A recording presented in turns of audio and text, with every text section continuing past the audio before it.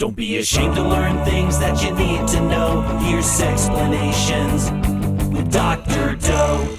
Episode 4 of Sexplanations podcast. My name is Lindsay Doe. I'm a clinical sexologist and doctor of human sexuality, which today means that I get really excited when people use the term vulva to describe external reproductive anatomy of a biosex female rather than vagina. A fact about me, my earliest memory of my vulva was around age 5 when I put a small seashell in my vagina.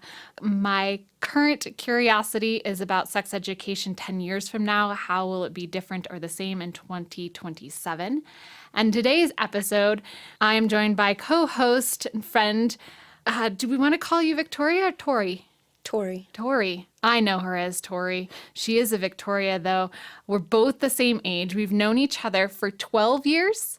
Mm-hmm. I love that. I'm so happy that you're here and that you'll help me have this fun conversation about vulvas or vulvae, since we're going to be going over the 4th episode of Sexplanations, the video series, where we talk about the vagina's neighborhood, the vulva.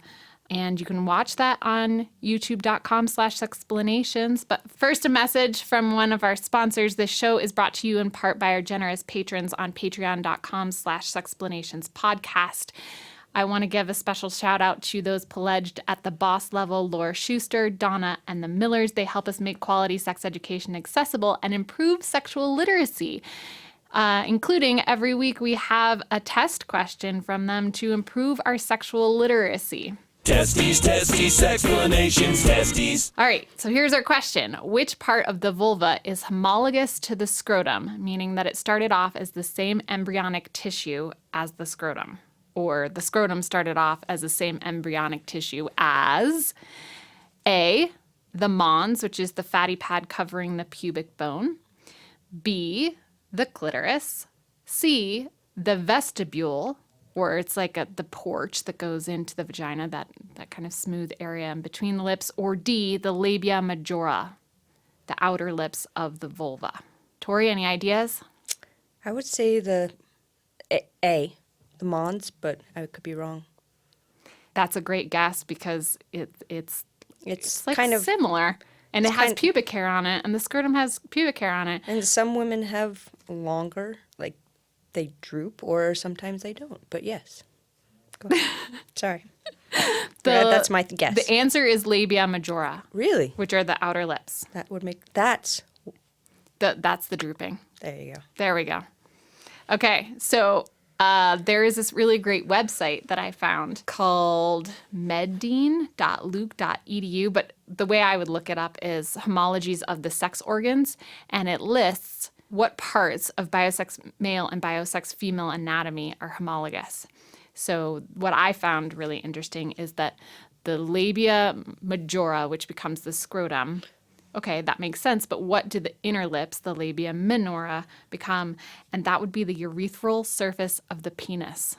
So like the inside tube of the inside of the penis is from the labia minora. Is female urethra, how does that evolve if it is, yeah. Yeah, well, so my guess is that the urethra is that tube, but the lengthening of it through the penis would be made of the labia minora.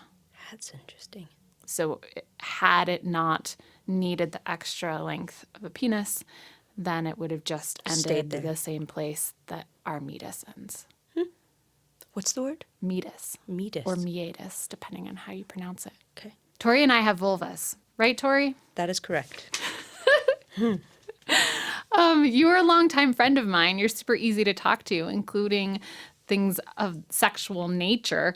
And like I said, you have a vulva and you've pushed a baby through it. I have. You have. How was that? Female bodies are extremely amazing that I could stretch this amazing 20-inch head. Yeah. And then have it go back to the way it was, and actually better than the way it was, is completely bizarre to me. Wait, what? We've never talked about this before, so tell me. One of the main concerns after you have a child is continence. So being able to hold in urine and being embarrassed by that your muscles had gone through this very horrific, strange strain on it, and then to have it go back to being able to control it on your own, you have to use kegels. I'm gonna say it. Kegels save you no matter what. It's made sex life better. It's made I'm able to really be in tune with my body and know how it works rather than just like, oh, it feels good. Huh. But now I know like the inner workings of an engine of a car. It makes more sense to me. Ooh, Yeah. I like it.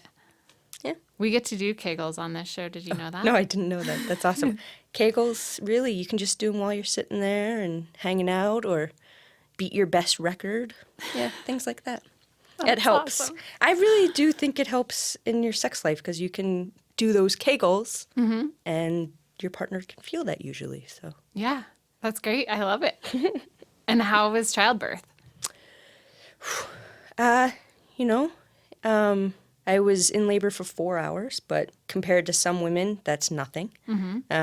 So I was in labor for a day and a half, but I only was major labor for 4 gotcha. hours.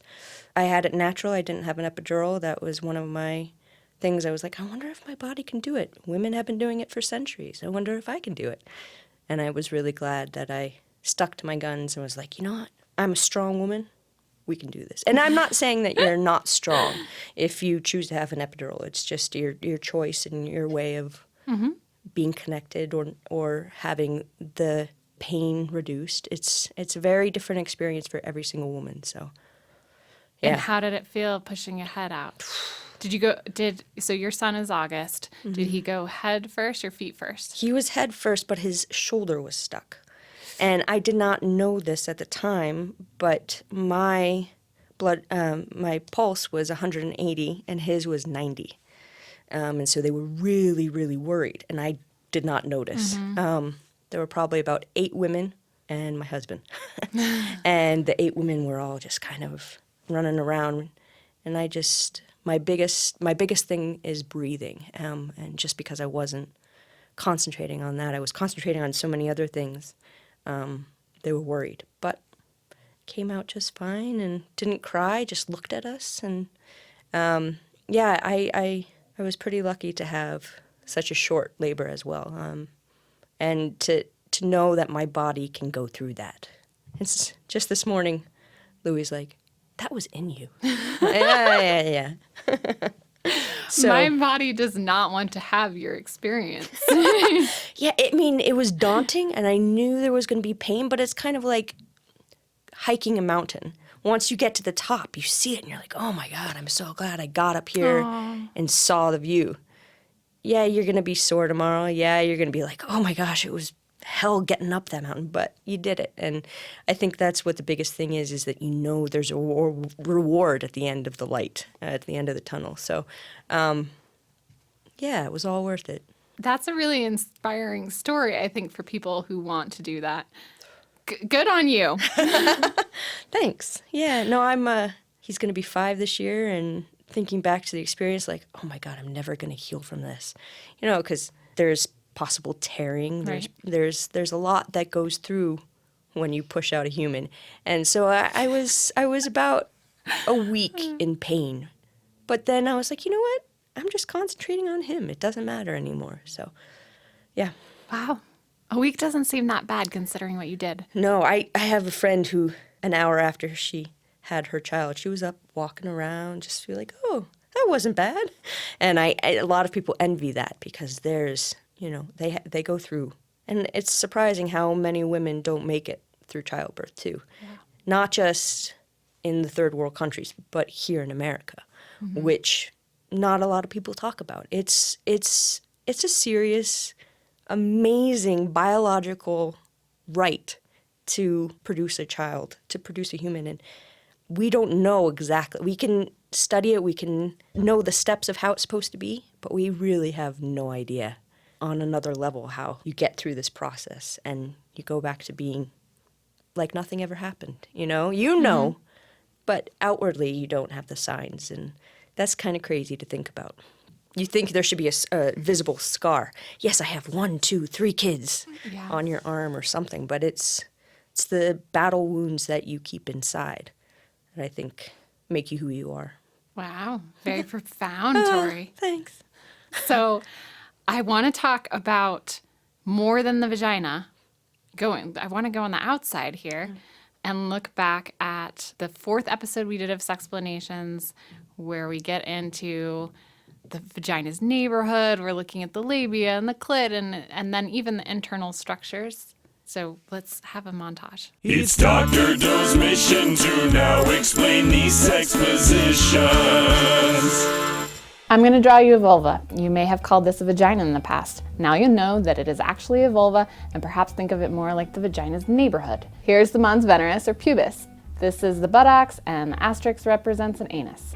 The clitoris is closest to the top of the vulva. If this person were lying back down, legs spread, it would be at the top. It is a highly sensitive organ, densely packed with nerve endings, with 2 roots running on either side of the vulva. The head of the clitoris, called the glans, is especially loaded. Skin, just like that on the intact penis, covers most of its shaft. It's designed to slide fluidly across the clitoris to stimulate arousal without harming the delicate glans. Then, labia minora extend from this hood downward.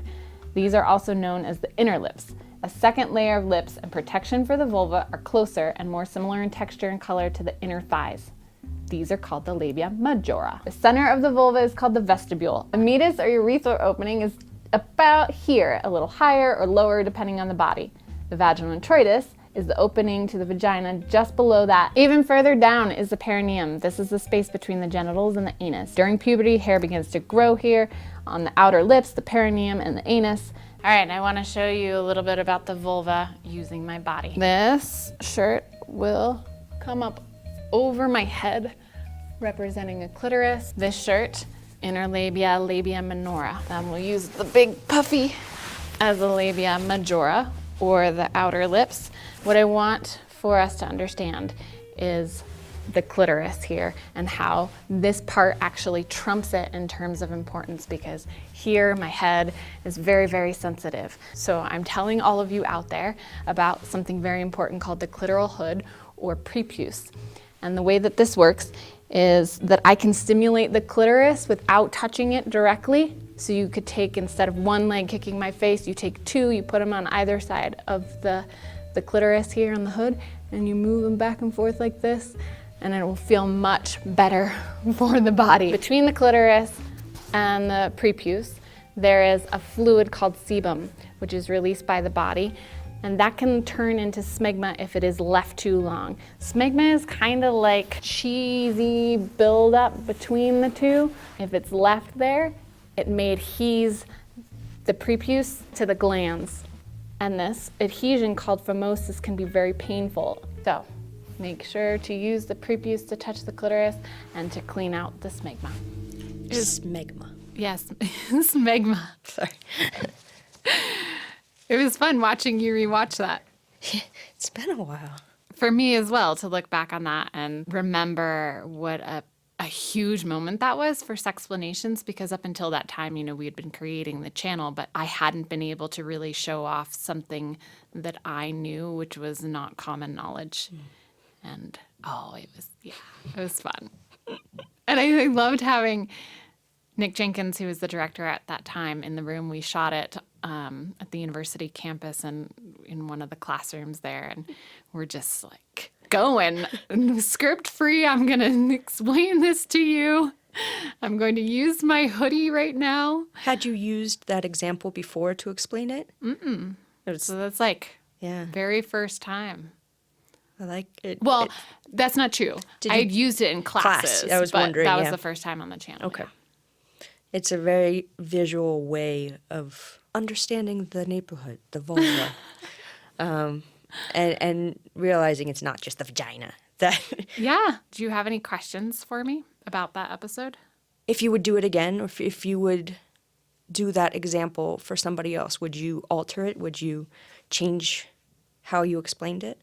I think now what I do is I ask other people from the audience to come and be vulvas on the stage with me, or vulvae, and we all put up hoods and, go through this smegma ordeal and what to do with this and how to pleasure the clitoris without hitting it directly in the face.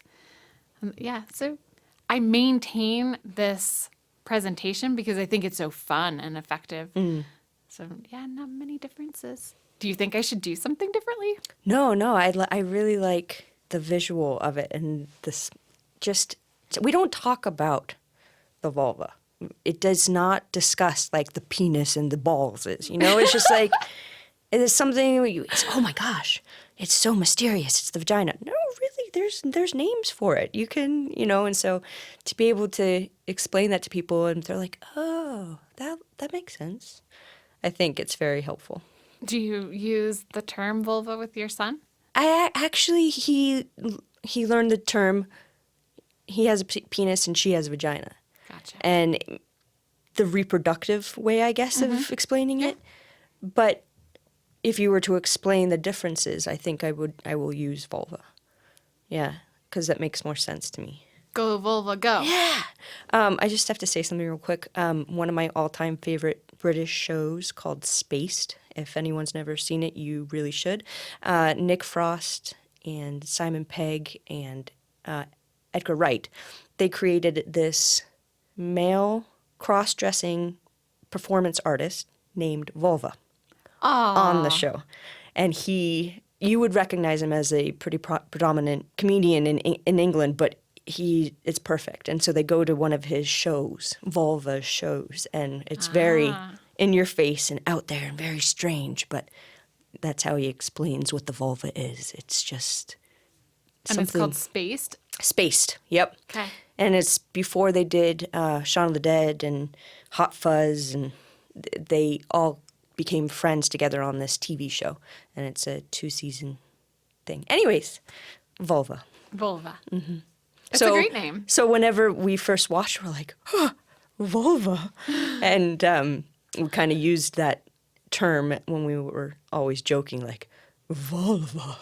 It's just perfect to say. Sorry. Oh, I like it.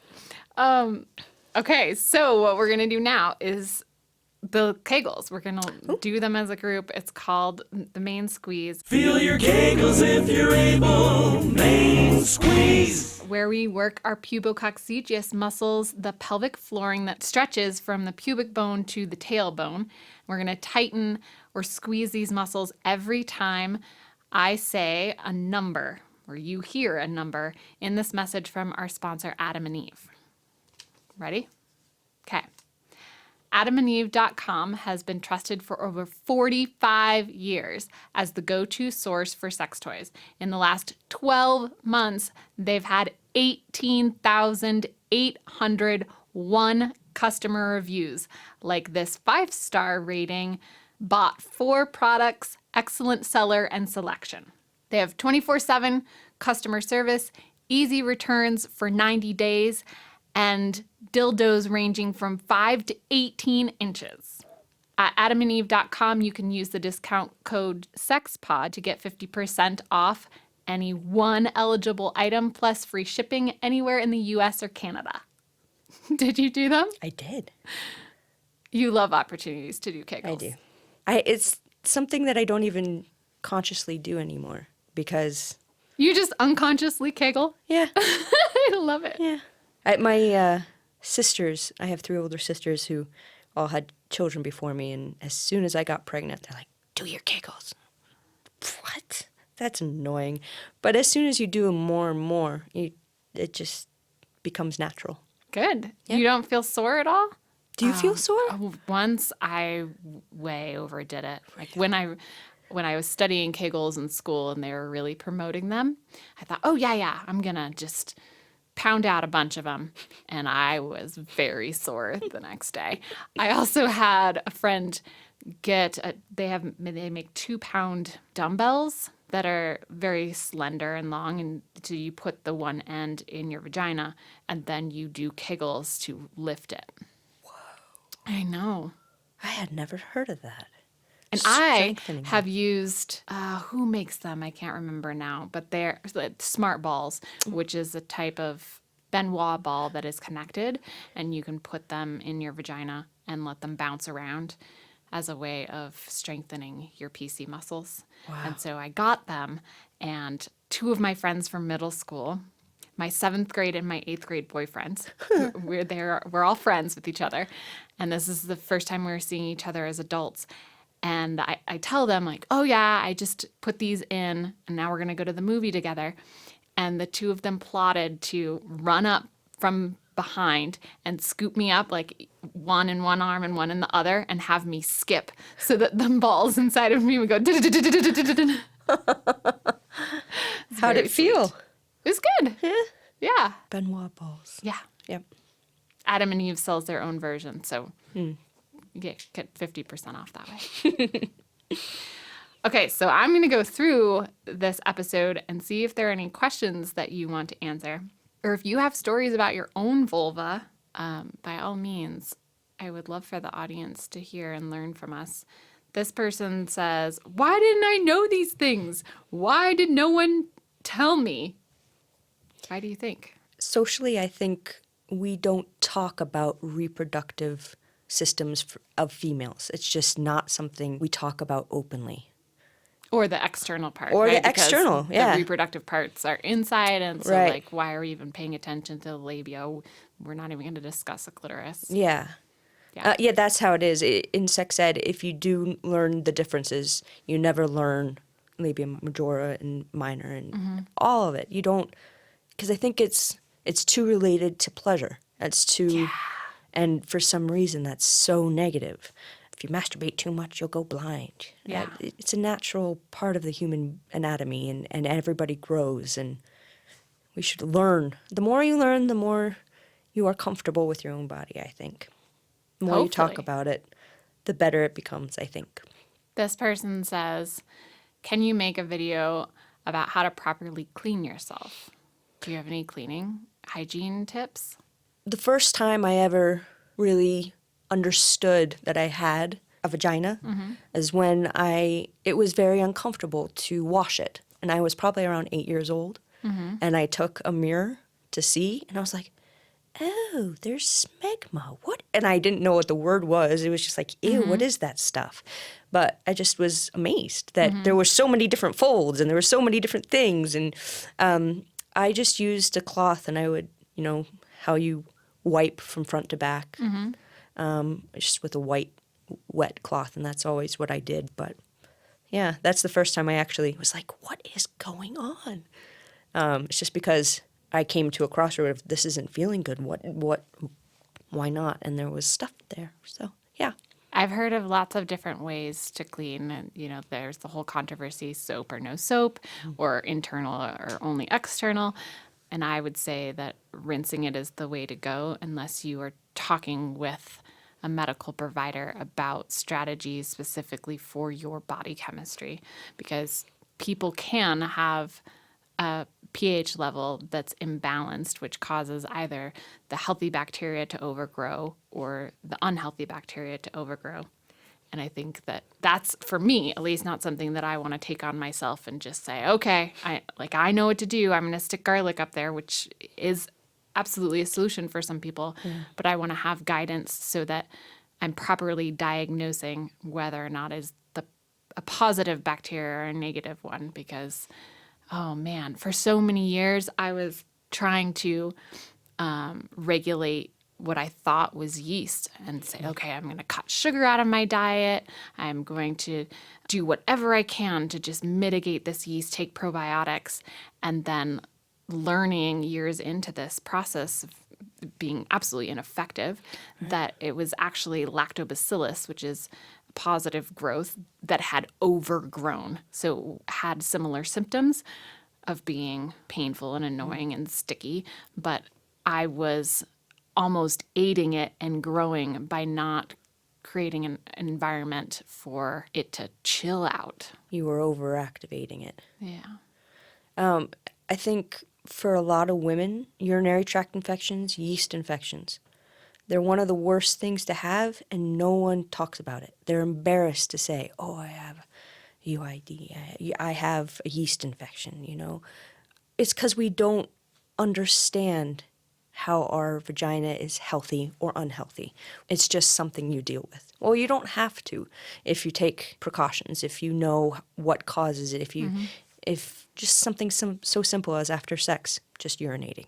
That's one of the best ways to preemptively not have a problem. So I think the more we know, the better we are, but it's not so talked about right now.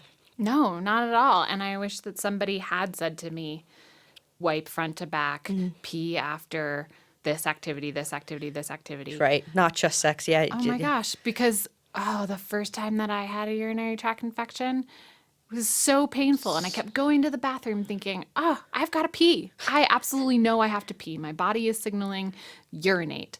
And, there would be a trickle and there would just pain. Yep. Awful. Yeah, and I think if, as friends, you start talking to one another about it, if you say, hey, have you ever dealt with this before? Or I'm coming up with this. Have you dealt with this? I think the stories that we tell one another, the experiences that we have, like, oh, I tried this, but you might want to talk to a doctor about that. But that gets you thinking in a different direction of like, oh, there is something I can do. So it's not just happening to you just because. Friends are so wonderful. You're my friend, Tori. I feel like I have gone to you about these things. We've talked about your vulva before. Yeah. Yeah. We have. Have we talked about my vulva before? Yeah, when you were you thought that you were having major yeast infections, and I remember Oh, yeah.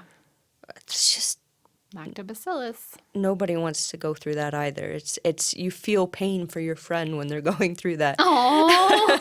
And you want to give them hope, but sometimes it's not always what works for you works for them. So you have to be in tune with your own body. I think that's and like you said, going to talk to a professional doctor who has dealt with similar things in the past. I think that really helps. Have you had only positive experiences with doctors? I feel like that question is leading. Yeah. When I was trying to find a gynecologist in town, I went through, I think, 2 or 3. You shouldn't just go with the first one that works on your insurance policy. Really, it's somebody who's very intimately checking everything out that you don't normally talk to everyone about. So I think you want to have a good relationship. If it makes you feel uncomfortable in any way, shape, or form, get out of there. And I did have one experience with a female. She said my pubic area was very pink and fluffy, and I was just like, I don't really want to hear that right now. And then she came up to check my breasts, and she's like, wow, your breasts are so big. And I'm like, lady, can you keep that to yourself? So I think a lot of women have a preference, women gynecologists. I have always had male doctors ever since I was little. And I think that I just feel okay with that. I've never felt a problem. So the one I did choose was a male, and he was just he had a great bedside manner. And for me, that speaks volumes. So if I don't get a vibe from you, if I can't even have a conversation, I'm sorry that you're gone. But yeah, that's the one time that really stuck out. High five to male gynecologists. I have had similar experiences where, this conversation can become very sexist, and I don't want to go there. But so many of the male providers I have had have been gentle and respectful, and I don't want to be paying attention to their gender. But what I have recognized is more problematic scenarios with female providers, that they're just more rough or rushed or very judgmental in some cases. And that's not to speak for all genders, of course, but those are my experiences. And I'm so grateful that I have comfort with my body and sexuality, that I can go to any provider regardless of their gender and choose them based on how they treat me.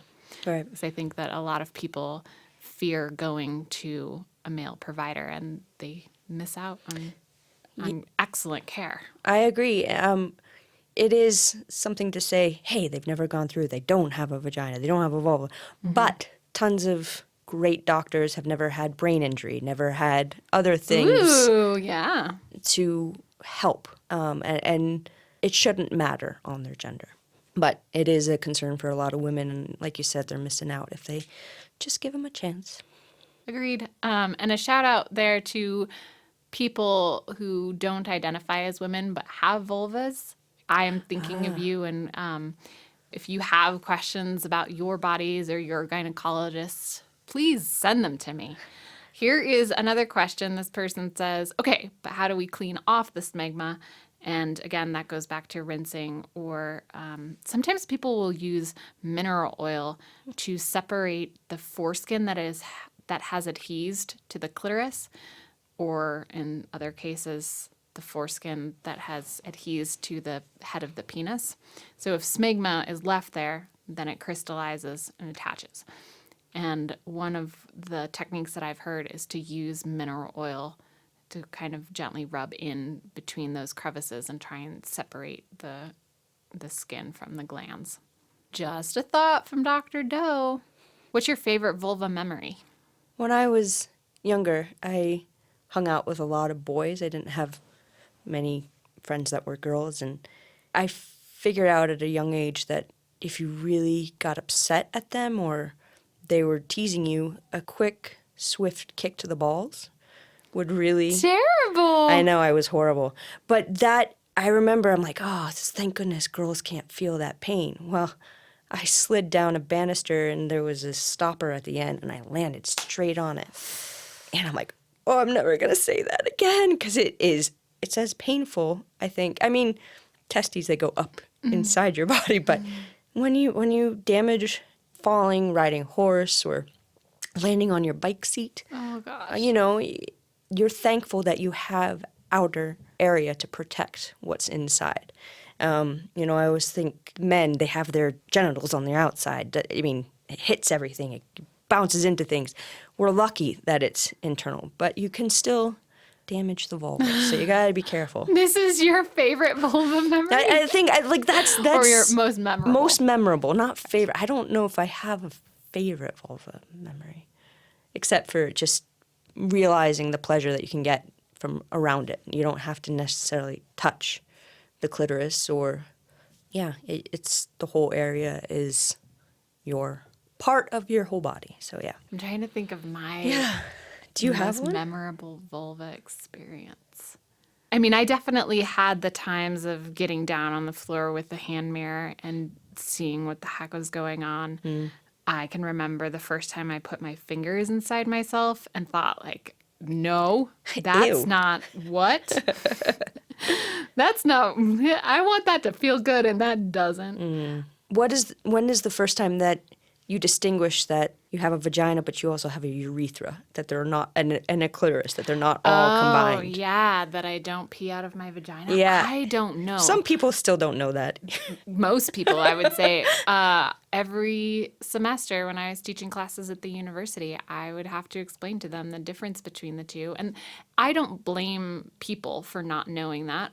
Our education system certainly doesn't do a good job of teaching it. And if you are urinating, it really feels like it's coming out of the vagina. Unless you get down there, it's hard to notice that there is a separate exit. Personally, I don't know. But thank goodness I learned that somewhere along the line. Yeah, that it isn't all just one. I think it's the misconception, because for a male, you do pee out of the penis. That is logical. But for a woman to have multiple holes and multiple, I think it confuses people more than it explains. And it shouldn't be that way. It should be like, oh, that looks clear now. Yeah. Yeah. So... and a misconception of if you have a urinary tract infection that you can't have sex.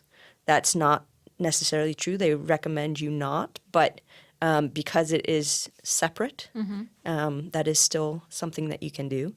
It might not feel as good because you're in a lot of pain down there, but it's everyone deals with it in a different way. But like I said, I think just the misconceptions, the myths of a female body, of how you're supposed to pleasure another woman. You can read Tickle My Pickle, that book. Have you ever seen that one? I have. Yeah. Just different books, different things out there that most books you pick up now, they don't shy away from visually putting a map out there for you. A lot of sexual education books are very upfront of showing you the labia and showing you the differences, which I think is really important. Thank goodness they're doing that. I actually remember I was teaching at an inpatient rehab center for teenagers, and we had a bunch of magazines that we were just going through to make collages. And one of these magazines, like a 17 or teen or something magazine, had photographs of vulvae. Wow. Yeah, Wow. I know. And Usually it's just a drawing, but that's wow. no, these were photographs of all the different kind of pubic hairstyles and different Shapes types and of labia. yeah. And I just thought, this is incredible. I can't even believe that this is happening. And I imagined that they had pulled it off the shelves. So I looked for it on eBay and ordered it and got it and was all excited. Like, this is my copy of this once in a lifetime thing that's happened. And then my dog ate it. Lena. I know. So rough. Well, I you don't have know it what in your the memory. issue was, but Man, I wonder if we had that and if we talked about you can have any style of pubic hair. You don't have to have it one way or the other. And you really only talk about those things in the locker room or, if you happen to see your friend naked, like, or you're going to go get a waxing, that's when you talk about it. Yeah. But it's just not expressed in a comfortable way for a lot of people. yeah, well, certainly not us. And I hope that the generations to follow, like our children, Yeah. are going to have opportunities for that sex education. Which is why at the beginning I was, with my curiosity thinking, what is it going to be like 10 years from now? I mean, right now and probably for the term of this president, we're going to have a shit show as far as sex education goes.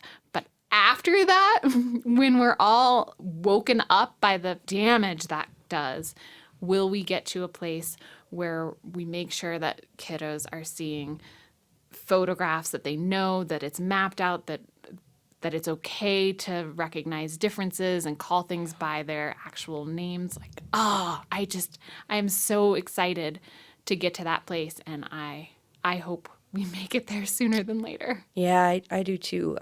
When I was in college, I took a public speaking course, and I chose to be pro sex education. That was my Thanks. side.